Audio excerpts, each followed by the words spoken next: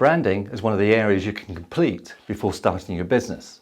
There are several steps to go through, and I will touch on each one so that you'll have the right information to create your brand. I've also put some links at the bottom to some tools that can help with creating your brand.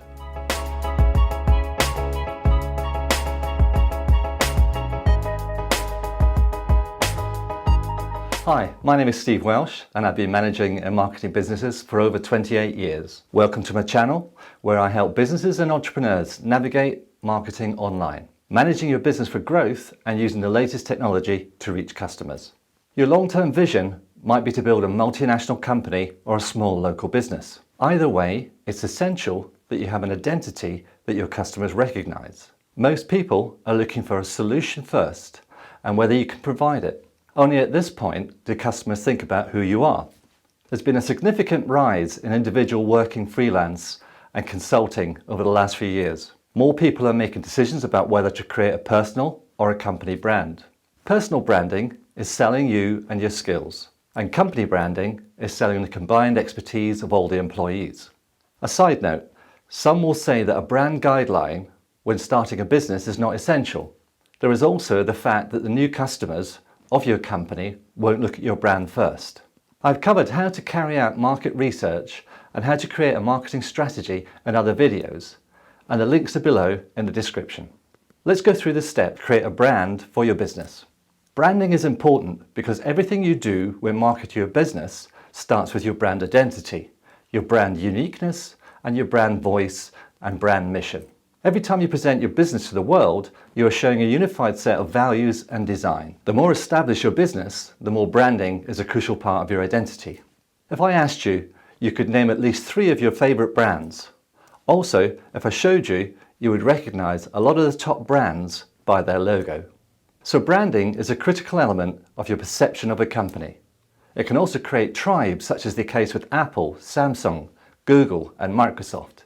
Those tribes become evangelists for the brand and will promote your business at every opportunity. When you start the process of creating a brand for your business, there are some fundamental elements to complete. We all want the most memorable, creative, stylish, and trustworthy brand we can. However, this is a balance of how you see your business and how your customers see your business. Branding your business always starts with your customer first. Knowing your customer is knowing who they are in the world. For instance, you would brand your business accordingly when you are selling tools to builders or fashion to millennials. One would have rugged, reliable branding, and the other would have stylish lifestyle branding. Your brand name can be memorable and unique, such as Pepsi, identifiable, such as Louis Vuitton, or descriptive, such as Gold's Gym. A side note, none of the top 100 global brands is descriptive. When creating a brand name, you also need to take into consideration how that will translate online. For instance, when you are choosing a web name and a URL, it's no use having a brand name such as Betty's Baked Goods and Sandwiches. No one is going to remember that website address or social media account. So your brand name needs to be concise and easy to remember. In the example just now, it would be better to have something like Betty's or Betty's Bakers, and your job is to make it a strong brand. In this instance, the brand name would be the memorable headline, and the subheading message would be what you do. Once you've decided your business name, it's time to create your brand logo. When thinking about creating a brand logo, clarity and dimensions are essential. How will it look across literature, signage, and your web presence? How will it fit without taking up too much room across those areas? A vertical logo takes up the height of the available space. A horizontal logo takes up the width of the area, and a round logo takes up both. The amount of words used has a bearing on how big your logo ends up, especially if the logo has an insignia. Many logos use the company name and insignia and use them together or separately in different formats. The next job is to create your brand colors. Brand colors use psychology as colors promote a feeling or emotion.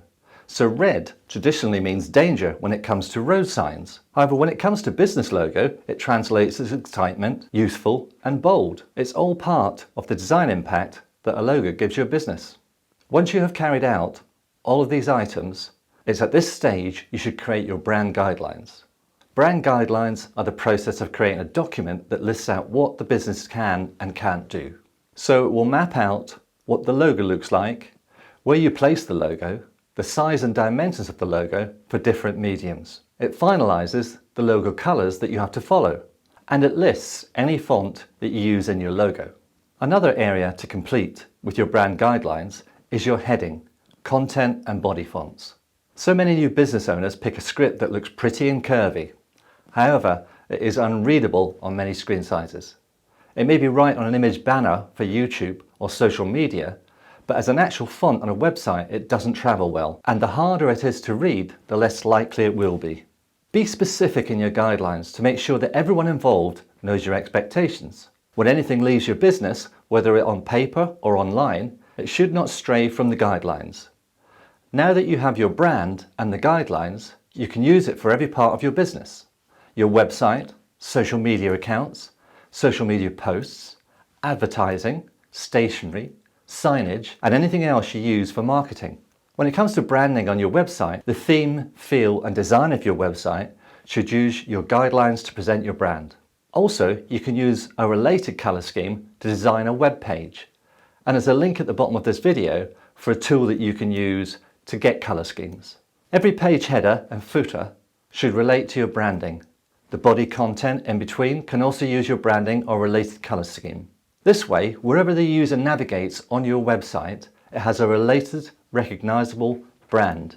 If you have a brick and mortar store or office, your signage and interior colour scheme should reflect your brand. When it comes to your social media accounts, branding is essential. When users travel back and forth to your website, they will experience a consistent branding and immediately know they're in the right place. When you create an image for social media, depending on what the image is, it can have your branding or no branding at all. Look out for my next video where I'll be showing you how to create a WordPress website with a great theme. If you enjoyed this video, give it a thumbs up. If you want to support this channel, click subscribe and then the bell icon, and YouTube will tell you when my next video is published. Until then, stay safe and here's to your success.